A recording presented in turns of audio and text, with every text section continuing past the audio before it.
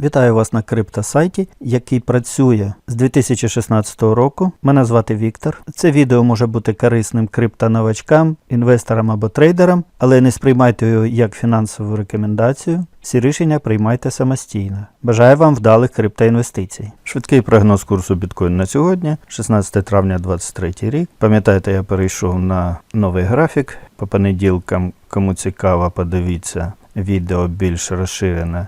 Мій тижневий огляд, а далі будуть такі короткі швидкі відео до 2 хвилин. Вчорашній мій прогноз був невдалим, хоча європейська сесія показала початок зростання, американська зробила невеличке, але зниження. Сьогодні я продовжую прогнозувати зростання. За поясненням йдемо на денний графік. Субота-неділя, 2 зелені свічки, тут і тут. Далі я бачу продовження зростання. Індикатор CCI так само має напрямок наверх. Сьогодні я бачу продовження зростання. Завтра перевіримо цю гіпотезу. Ковзані лінії налаштовані на продаж, осцилятори вже нейтраль. І загальний індикатор у відсотковому відношенні 10 людей продають, 10 дивляться збоку, 6 купують. Домінація USDT. Пам'ятайте цю лінію, курс прийшов вниз і далі, на мій погляд, піде зростати, а домінація USDT знижатись. Що діється між альткоїнами і біткоїнами?